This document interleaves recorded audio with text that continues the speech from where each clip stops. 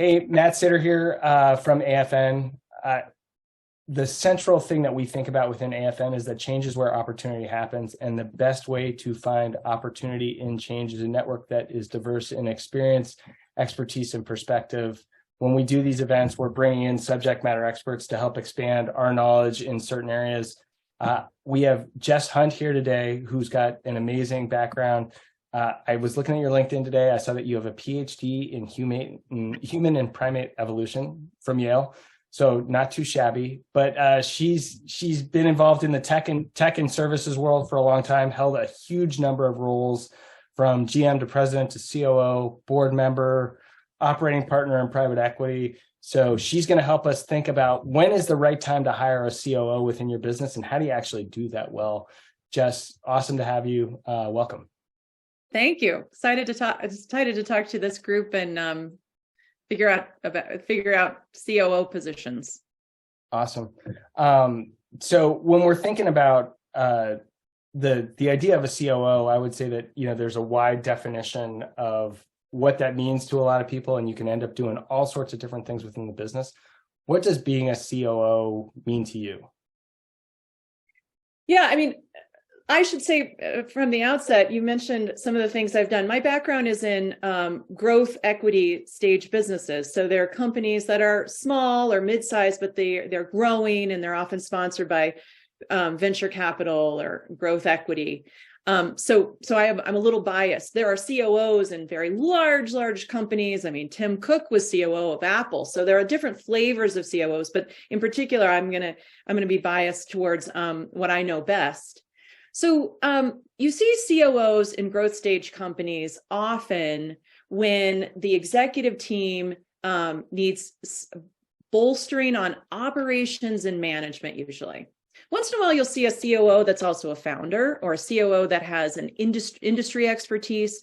But I think it's more common that boards and CEOs choose to hire COOs when there are important gaps that need to be overcome that have to do with the operations and management of the business during growth. Okay.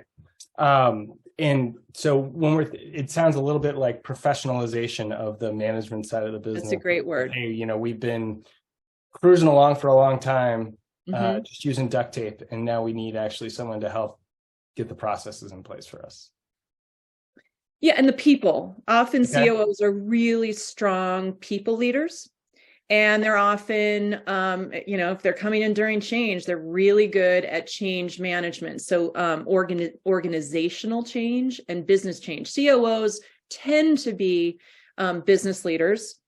Maybe I can mention, this is an oversimplification, like much of what we'll be talking about today, but there's a real pattern that I see in that there are kind of two flavors of COOs in growth stage. And I call them as a shorthand, front end and back end COOs. And the back end COOs you see are often people who have come up through finance and strategy. These COOs can even fill in during growth stage as running, your finance department. And they're really working on the way you understand the business and the way you manage the finances of the business. And sometimes they're covering things like really important operational aspects of the business, like something like supply chain. Yep. And then front end COOs are often focused on the market and on the business growth itself. So these COOs may run all of or part of commercial operations, and they often own the customer to some degree. Okay. So there's a lot of flexibility in how you end up defining it. There's and that's really a feature, not a bug. What's that? I said there's help that can be given on both sides. Sure, because I mean, an element of, and sometimes a primary driver of when to hire a COO has to do with gap filling. So you can hear people joke about you never quite know what a COO role is. It's a little squishy, but I would say in many cases that's a feature, not a bug, because a COO comes in to take the operations to the next level, and in so doing is often gap filling. Right. And then you find new gaps. So which front end or back end, which side of the fence do you feel like you're on? I'm very much a front end COO. Okay. I have been in the past because I came up through sales and marketing. Okay. And so I would imagine there's some different requisite skill sets or experiences that you're thinking about within those as well. Absolutely. But again, I mean, when it's time to hire a COO, we can talk about when to do that. But when you're looking at hiring a COO, what's the one thing you got to get right before you hire an executive or any position? And what's the thing that people mostly get wrong? Defining the role. Why does this role exist? What's the mandate? And what are the jobs to be done? Great. So when we're thinking about maybe just still on this idea of like, how do I know when I need a CEO? Some of the potential signals on why, there's always going to be gaps. Whenever you're building a business, there's going to be gaps that you see. You're not always going to fill that with a COO. What are some of the potential metrics or signals that you might see that say, all right, this is actually the time for us to be able to do it? If I could zoom out for just a second, if you think about building your executive team, I'm going to, again, oversimplify, but in most businesses, you've got someone producing or making the product, or maybe that's more than one person, and you got someone who's going to market and sell the product, often one or a very small number of people. Yep. And those are the first two functions as senior leaders you're going to have on your executive team. And then on your executive team, you're going to have the important functions that support the running of the actual business. So these are finance people and talent leaders or leader. And oftentimes, depending on your business, you might have one or two other leaders or executives on your team that are responsible for key parts of your particular business. I mentioned something like supply chain, if that's really crucial and merits a senior leader. It might be your chief customer officer because the success role is so important. So over time, as most of the people listening to this know, because we're talking with CEOs, you are going to constantly be reconfiguring your executive team when you're going through change and growth. If what you first have to decide, what are the most important functions that merit executive, that is, in many cases, company officer roles, where the mandate is important enough to merit those roles. And I would say, as you look at your executive team drives a lot of cost for your business and probably a pretty big spot on your cap table. So you want to be economical when you're thinking about building your executive team. So you think about those key roles first, and then you consider whether a COO makes sense. Hiring a COO is not going to compensate if your VP of engineering really needs to be a CTO. It's not going to compensate for your VP of sales that really needs to be up-leveled or have a new boss that's a CRO.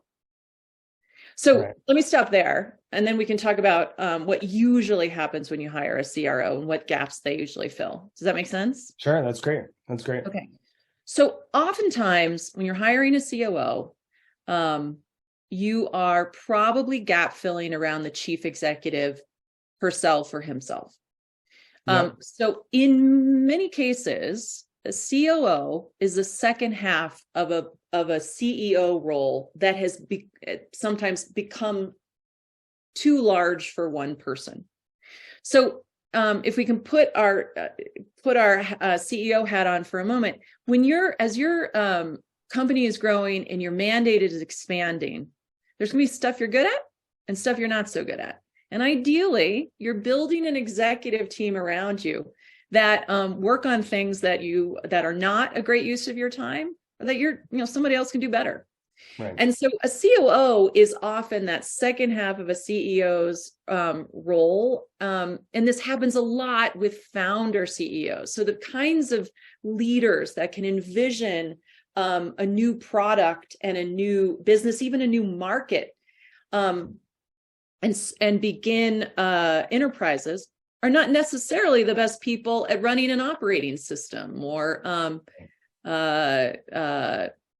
developing a big recruiting function and the various things that COOs do. So if you think about that CEO role expanding, a COO should really complement a CEO's mandate. Okay.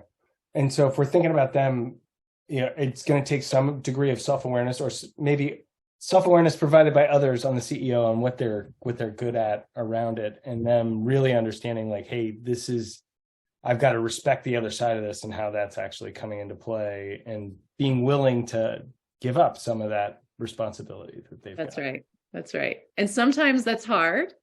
And sometimes it's fantastic. I mean, I can't tell you how many CEOs I've seen are like, I mean, I don't have to run the performance review process, right. QBR review, or I don't have to be the quarterback of the annual planning process. I mean, if those aren't the things you're good at and you have a COO, that partnership can really unlock a lot of value driven by the CEO and a lot of enterprise value across the company.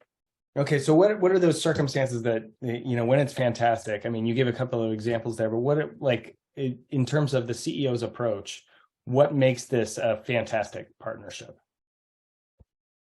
Yeah, as a CEO, you have to find someone we said, be really clear on the jobs to be done, the things that someone else should be doing and not you. So if you're a product CEO, as many founder CEOs are, you may want to find a COO that's going to really run all the operations of the business. You might want to find a CRO who's going to be market facing. You've got to really be self-aware, as you said, to the way in which you as CEO are going to drive the most value, and the things that frankly someone else could do better. That's numero uno. But the second thing is you've got to find someone that you believe you can build a really close, abiding, and trusted relationship with. Because boy, do you have to really trust each other and spend a lot of time with each other. Yeah. Well, there's undoubtedly a lot of complicated alchemy that goes into building a relationship, right? You can think that you're a good fit with someone, or, when you ended up taking on some of these COO roles that you've had in the past, what was a signal to you like, hey, I can really work with this CEO? What were they demonstrating that this was a good path to be on? That's a great question. High integrity. For me, it's a leader who's empirical. Okay. And it's someone who's self-aware, and someone who's not afraid to look reality in the face. Okay. Someone you can speak the truth to. And by the way, when you're hiring any executive, but certainly a COO, that's one of the things you're going to want to look for, is someone who can really speak truth to power and call it like it really is. Right. And then I guess on the flip side of this, when you're going in, let's assume that you didn't work with the person before. As a COO, what should they be doing to actually make sure that the relationship can be off to the right start? What are they providing to the CEO in terms of mindset or things like that allows the CEO to gain comfort with getting rid of some of these things? Yeah. So when you're a COO, you're becoming a COO, one of the things you really have to work on is and this is an everyday thing, you have to work on defining the structure of one's relationship in relationship to the CEO, and saying, okay, these things, the following things are my decision, and I'm not going to tell you about it. These following things are my decision, but I'm going to consult with you on them, or I'm going to inform you about them. These things, we're going to decide together. Okay. These things are your decision, and I need your answer because I have work to do. Right. So it's a really, and then you have to constantly come back to that. Is this still my decision? Okay. I noticed that you need some help on this decision, or I actually need help on this decision. So you're constantly kind of calibrating and recalibrating that line between my job and your job. Okay. So never think about that. Well, I guess you could think about it as somewhat fixed. You can say like, all right, we've had this conversation, but it's always an open possibility that you may need to move some of these bars. Just like an executive team changes over time rapidly, that relationship might change over time. I mean, you might, you see this a lot. Sometimes the COO will have a fixed role in respect to the CEO, but then we lose our CFO, and the COO has to this role has to change quite a bit for a time. Okay. So there's it's again, a feature, not a bug, that this is not a perfectly fixed role. Right. And it seems really important that this person identifies as a utility player in some way. It's just like, hey, I can do a number of different things if I'm the gap filler. Yeah, I would say it a little differently. Okay. I mean, there are bigger utility players probably in the company than the COO, like a VP of ops. Okay. The important part is that the COO is often the number two at the company and has a great deal of responsibility and accountability for the enterprise as a whole. So the gap filling is at a very executive level.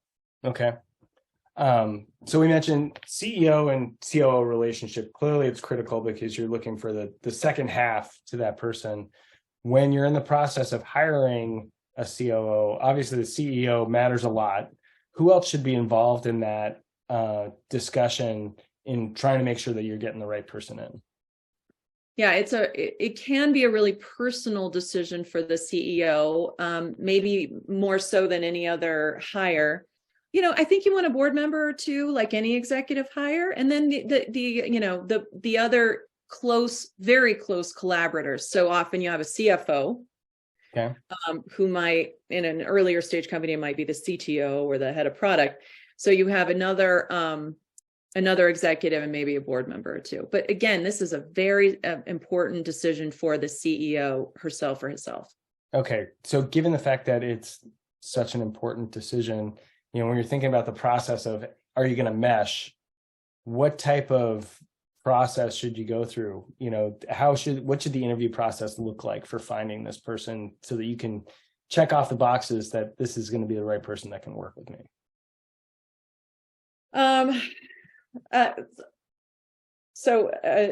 We said the definition of the role is paramount. Get it right, get it first. Then you're spending a lot of time with the person, probably professionally, and if you're comfortable, socially. Okay. It wouldn't be crazy to go out for dinner with somebody's spouse and spend time with talking to people who've worked with the person before. You learn a great deal by talking to people, and I would welcome someone to do some back channel. So I can tell you some people to talk to that would tell you lots of things about what it's like to work with me and how I am as a leader. But maybe you should go find some people on your own and independently and try to learn more about me on your own. Yeah. So that depth of investigation is really important. And I would assume, based on what you said, that part of that back channel conversation is because this is a relationship that the CEO is going to take very seriously. Is they can't outsource some of those conversations; they've got to be having. I would think so. Yeah. Yeah. So when we're thinking about within, sometimes within organizations, they're like, hey, we're going to elevate this person to COO level. How is that different than hiring someone from outside? And what are the things you got to watch out for in that circumstance versus getting someone who already has identified as a COO? So you're moving someone up internally. Yeah. I think first and foremost, this person is moving from probably a senior-ish manager to a company officer. And they may be, I assume, moving from running a function, maybe even a big function, to joining the executive team. I mean, one of the things I like to talk about with executive teams is really wearing two hats. When you're a head of marketing, or a director of marketing, you might have a big job, but you're not maybe a member of an executive team. Your job is to really run your function as well as possible in the context of the company's goals. You're probably a great citizen, a company citizen, but that's your job. Right. And when you move to the executive team, ideally you wear two hats. One is I'm CMO and I'm head of the marketing organization, and I'm going to run that function very well and capably. The second hat you wear is that you are a company officer. And what I like to ask of people when they're members of executive team is to really build for and fight for the good of the whole company, and to really have that maturity and perspective, and your job is to drive enterprise value. And so those are really two different hats. And that's for anybody, not just a COO, that is a bit of a jump in mindset for some, and a really exciting one. Because once you can do that, you can really be an executive successfully anywhere. Yeah, so certainly some growing pains that you could project around that if they're actually projecting themselves into a different mindset than they had before.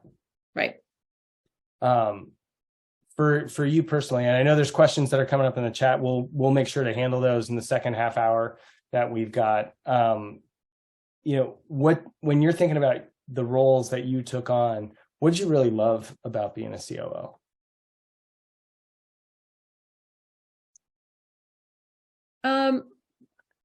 I really enjoy enabling other people to succeed. I know, cringe, but I really, really love it. So that's number one. I love managing, and you're really successful COOs for the most part. I'm sure there are lots of exceptions, but the COOs that I know are really good managers. They've got great people hands.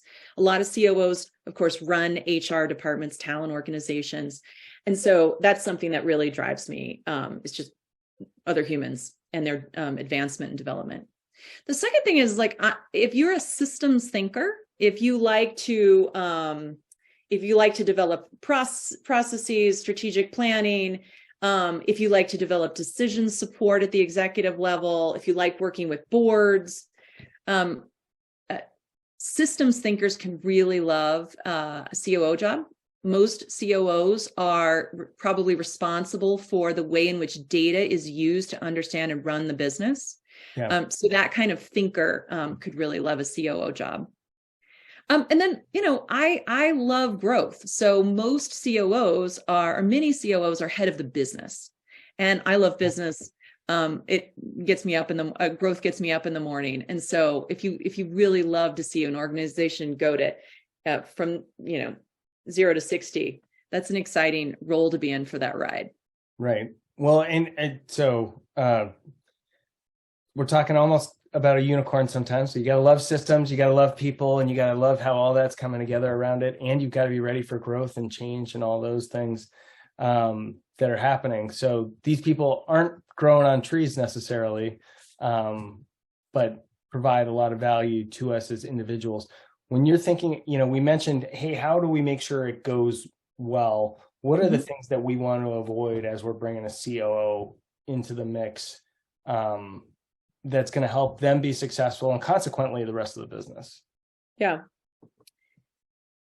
Well, we talked about some of the things that COOs are good at. So they've got to be great managers. They've really got to understand how to integrate communications and processes and things like that. So that's one thing.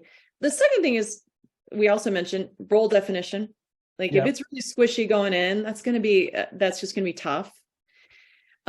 You mentioned something earlier, which was the CEO has to get comfortable sharing and really seeding a lot of what may have been his or her job in previous years. So that's a big change.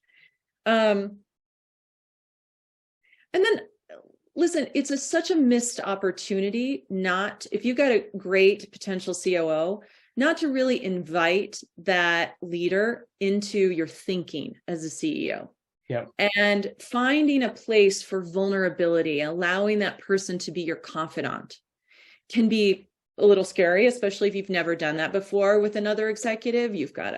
Perhaps you got a board you got to manage, but the COO, just on a personal level, can be a tremendous amount of support for a CEO. And if you can do that, I really recommend it. Okay. And then maybe just one final question from me, and then we'll go into questions from the other folks who are on. So we now live in a world where post-COVID, we're not making decisions strictly on what work environments look like from a health and safety perspective, but we are actually thinking about, what's right for the business. Does a COO have to be co-located with the CEO to be successful in this world that we've got? I don't think so. You just have to convene. I mean, that's what I like to say, is that you have to have a real plan on convening in person, and you have to have a really solid discipline about speaking, probably more than you think you're going to. So, you know, when you're a COO and a CEO working hand in hand, you're often, you know, that's the person you speak to before you log off, head home for the night on Friday night. And it's often the first person you speak to on Monday morning. So you're talking sometimes many times a day. You're doing, you're traveling to see a client or partner together. So you just have to have a plan that that's going to allow you to have a really strong relationship. Okay, good deal. Yeah, and I mean, the remote stuff is not going away. There's becoming a demand around it. So I think, that intentionality and being able to stick to it is becoming more important as we go along. Okay, great. So thanks, Jess.